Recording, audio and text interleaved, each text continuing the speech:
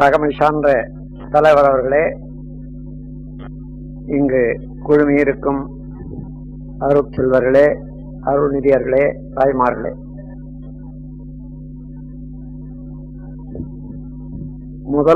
முதல் பயிற்சி பாடமாக எண்ண ஆராய்தல் என்ற பொருள் பற்றி இப்பொழுது சிந்திக்க இருக்கிறோம். இந்த சிறப்பு பயிற்சியை ஏற்பாடு செய்த அன்பர் மயில்சாமி அவர்கள் நல்லதொரு திட்டத்தை வகுத்திருக்கிறார்கள். மனவளக்கலை மன்றம் மூலமாக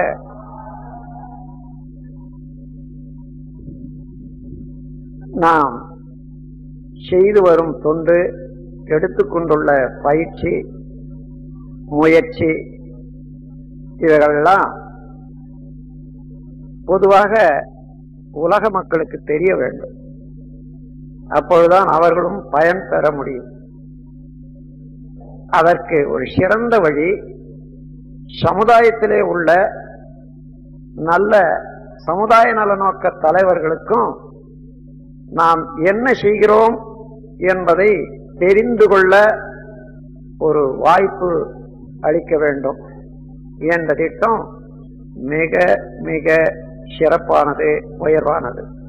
அந்த திட்டத்தை அடிப்படையாக கொண்டே இந்த 5 நாட்களுக்கும் 5 பெரும் நல்ல சமுதாய நல நோக்க தலைவர்களை அழைக்க இருக்கிறார்கள்.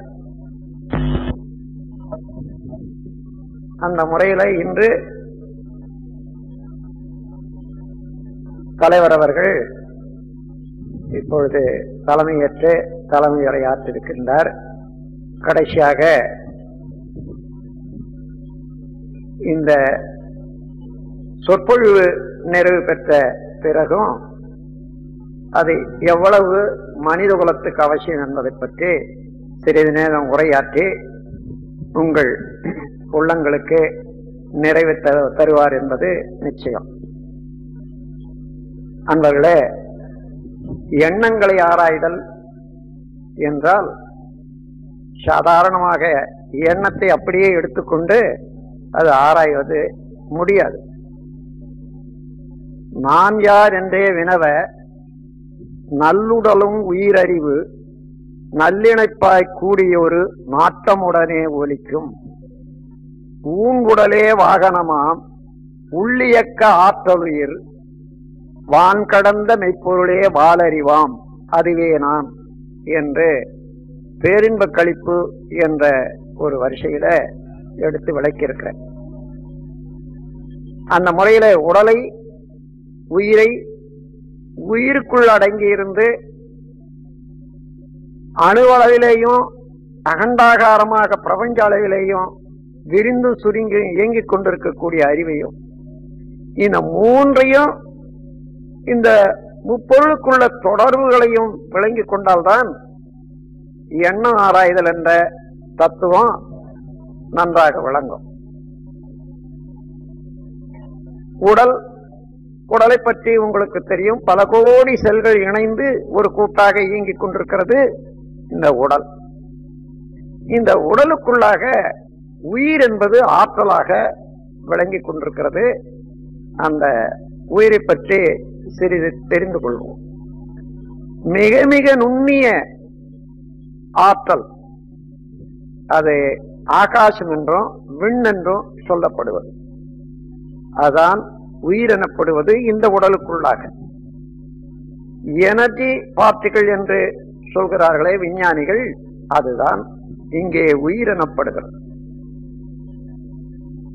பருப்பொருள், நீர் பொருள், வெப்பம், காற்று, உயிர் என்று எடுத்துக்கொண்டா கடைசியாக நுண்மையாக உள்ள ஒரு தத்துவம் தான் உயிர். அந்த உயிர் மிக மிக சிறிய, பிரபஞ்சத்திலேயே ஒரு சிறிய பொருள் என்று சொன்னால் உயிர் தான். அந்த உயிர் என்ற ஒரு ஆற்றல் தன்னைத்தானே விரைவாக சுற்றி இயங்கிக் கொண்டே இருக்கும் போது தன்னிலே இருந்து ஒரு விரிவு அலை எப்பொழுதும் வீசிக்கொண்டிருக்கும். அந்த விரிவு அலையினுடைய ஒரு திணிவு, சம் டோட்டல், அதுதான் ஜீவகாந்தம் எனப்படுகிறது.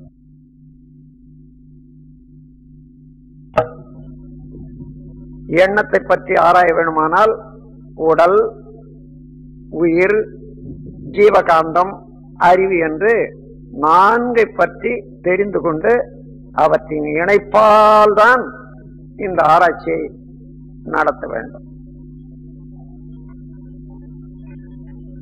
இந்த உடலிலே உயிர் இயங்கிக் கொண்டிருக்கிறது. இந்த உயிரும் உடலும் இயங்கும் போது அந்த உயிருக்குள்ளாக இருக்கக்கூடிய அறிவு மனமாக ப்ரொஜெக்ஷன், படர்க்கு நிலையை எழுதுகிறது. எதனால? அந்த உயிரிலே இருந்து சார்ஜ் செய்யப்படும் ஜீவகாந்த சக்தியின் மூலமாக. நம்ம உடல் முழுவதிலும் ஜீவகாந்த சக்தி நிறைவாக இருக்கிறது. ஜீவகாந்த சக்தியினுடைய குளம் அல்லது குட்டை என்று சொன்னா அது தவறல்ல. அதுதான் நம்முடைய உடல். கதும்பி கொண்டிருக்கிறது ஜீவகாந்த சக்தி. அந்த ஜீவகாந்த சக்தியின் மூலமாக உயிரிலே இருந்து படக்கு நிலையை உடல் முழுவதிலும் எங்கே எங்கே என்ன என்ன குறைபாடுகள், என்ன என்ன சிக்கல்கள் நடக்கின்றனவோ அவற்றையெல்லாம் உணர்ந்து கொள்ளக்கூடிய ஆற்றல் அறிவுக்கு உண்டு.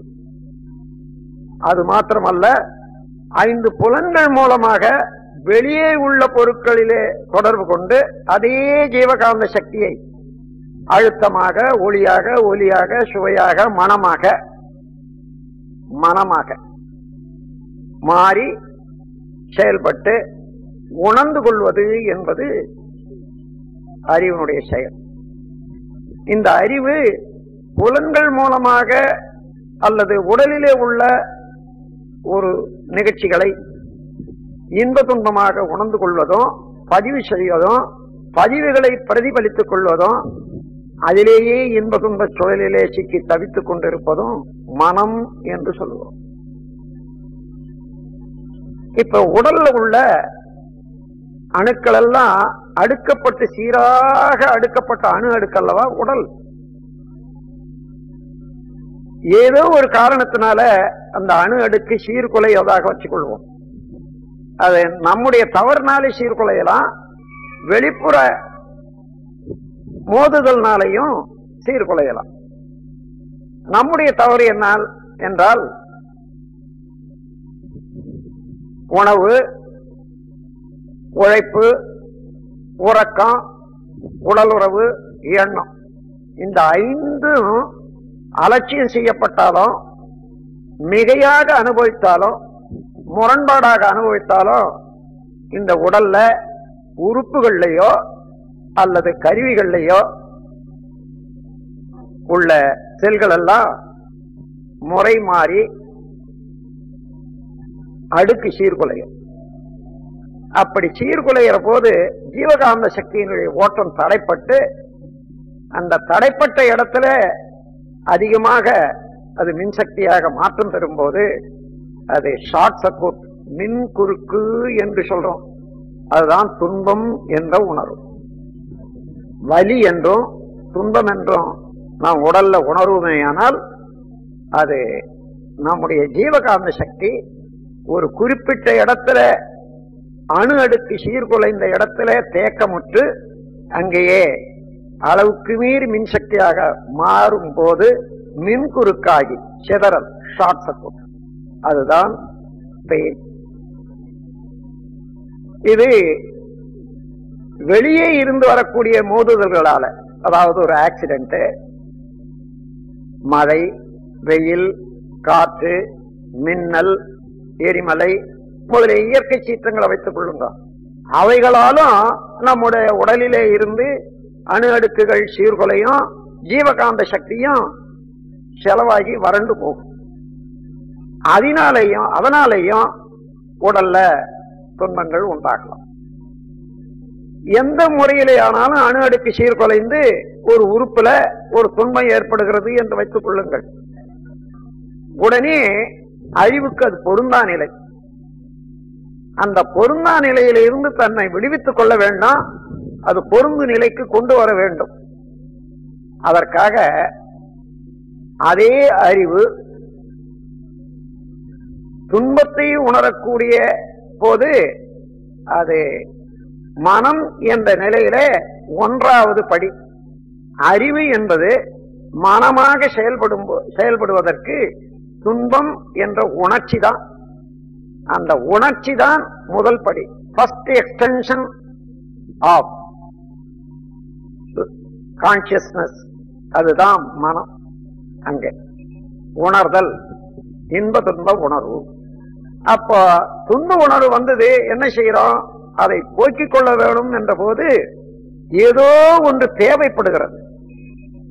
ஒரு பொருளை கொண்டு, ஒரு உதவியை கொண்டு, தன்னுடைய செயலை கொண்டு, அந்த சூழ்நிலை மாற்றத்தை கொண்டு, இவ்வாறுதான் ஏதேனும் ஒன்றின் மூலமாக அந்த துன்பத்தை தீர்த்து கொள்ள வேண்டும் அல்லவா?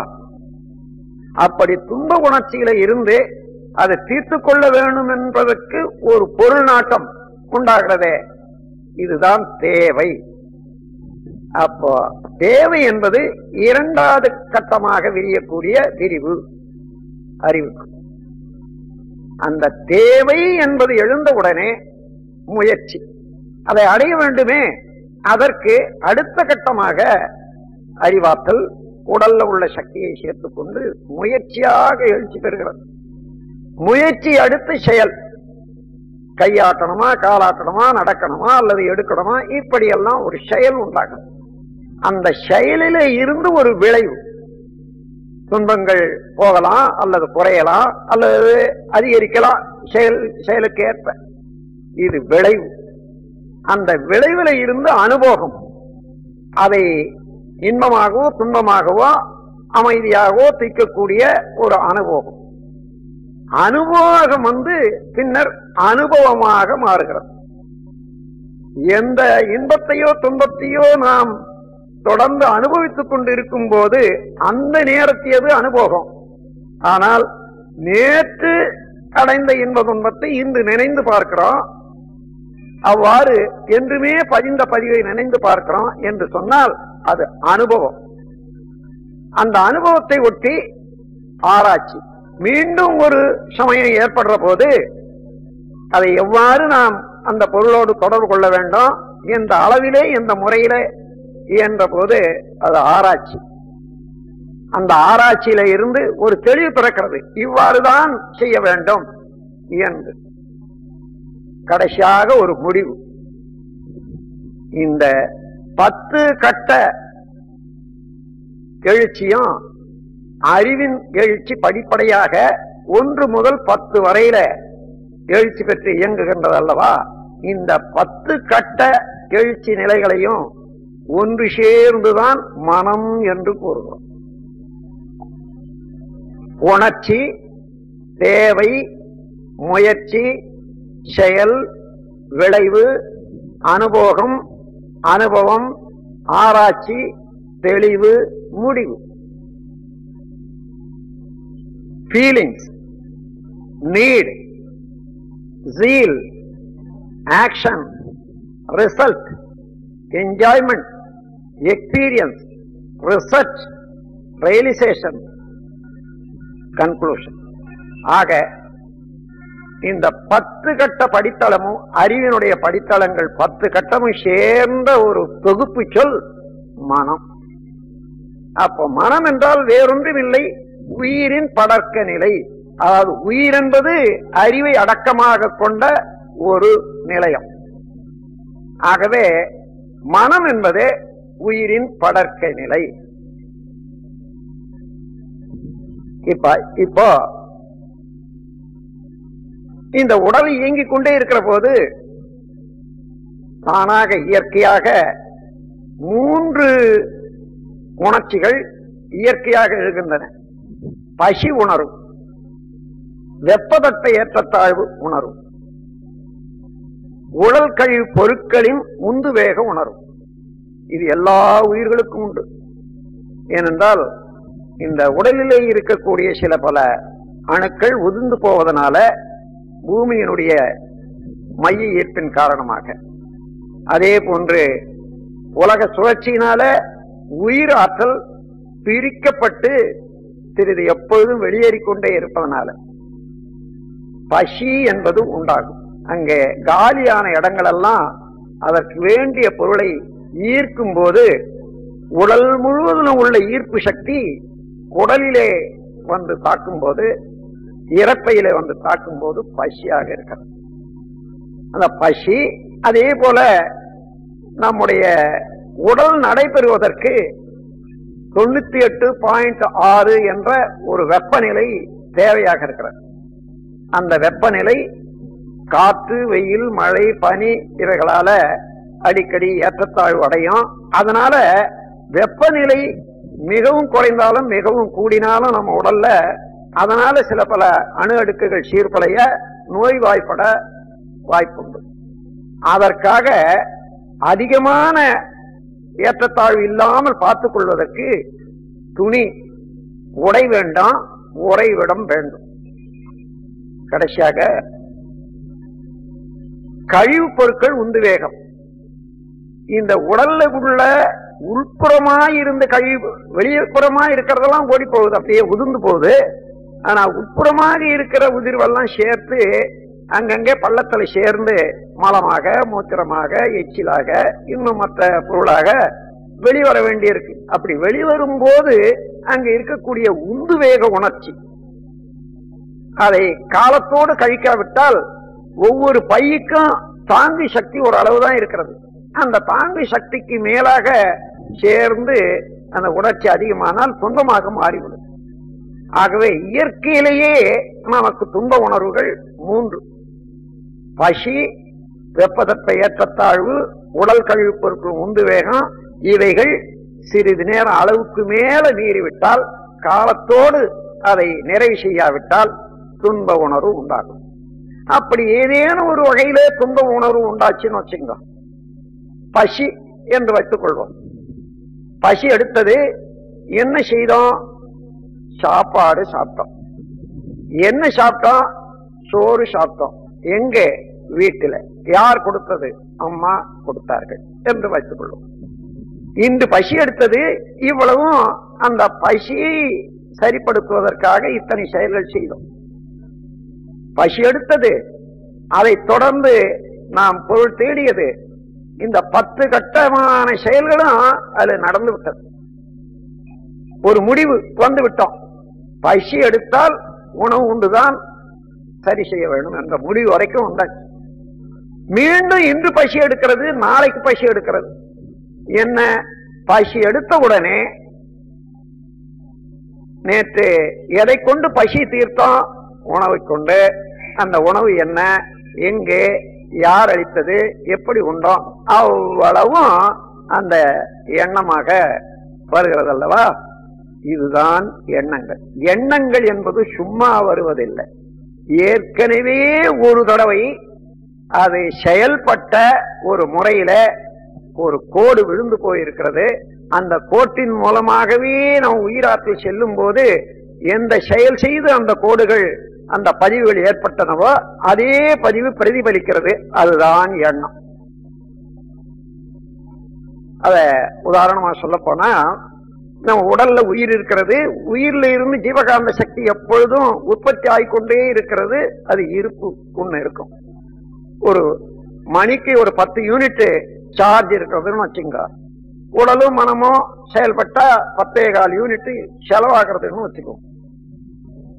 ஆனால் உடலும் மனமும் சரியாக நடைபெறுவதற்கு 100 யூனிட் அழுத்தம் இருந்தால்தான் உடலும் நடைபெறும், உள்ளமும் மனமும் நடைபெறும். அப்போ இப்போ ஒரு செயல் செய்றீங்க. அந்த செயல் செய்யும் போது அல்லது எண்ணும் போது என்ன ஆகிறது? அந்த எண்ணும் போது எந்த ஒரு பொருளை பற்றி ஒரு உருவம் எடுக்கிறோம், ஒரு செயலை பற்றி நினைக்கிறோம், அந்த காட்சி, அந்த காட்சிக்கு நம்முடைய உயிராற்றல் அழுத்தமாக, ஒளியாக, ஒலியாக, சுவையாக, மனமாக அந்தந்த காட்சிக்கு தக்கவாறு வடிவம் எடுக்கிறோம் அல்லவா? அதற்கு எந்த அளவிலே நம்முடைய ஜீவகாந்த சக்தி அழுத்தமா, ஒளியா, ஒலியா, சுவையா, மனமாக மாறி அந்த வடிவமோ அந்த பொருளாகவோ மாறியதோ அதை மாற்றி தருவதற்கு எத்தனை கோடி செல்கள் உடலிலே உள்ள செல்கள் செயல்பட்டன, மூளையிலே உள்ள செல்கள் செயல்பட்டன என்பதை பொறுத்து இந்த உடலிலே ஒரு ஓட்டத்தை ஜீவகாந்த சக்தி ஓட்டத்தில அதை செயல்பட்ட போது எத்தனை அணுக்கள் கூடி அணு அடுக்காக ஒரு கோர்வையாகி அந்த செயல் நடைபெற்றதோ அதுதான் படி. அது மீண்டும் நாம் ஒன்றுமே செய்யவில்லை என்று வைத்துக் கொள்ளுங்கள். தானாக உடலிலே உள்ள ஜீவகாந்த சக்தி செயல்பட்டுத்தான் ஆகணும். நாம் ஒன்றுமே செய்யவில்லை. ஆனால் அந்த நேரத்துல அந்த ஜீவகாந்த சக்தியானது எந்த வழியிலே நேற்று ஓட்டப்பட்டதோ, பல தடவை ஓட்டப்பட்டதோ, அந்த சமயத்தில் உள்ள அழுத்தத்துக்கு பொருத்தமான முறையில அதே வழியே ஓடும்.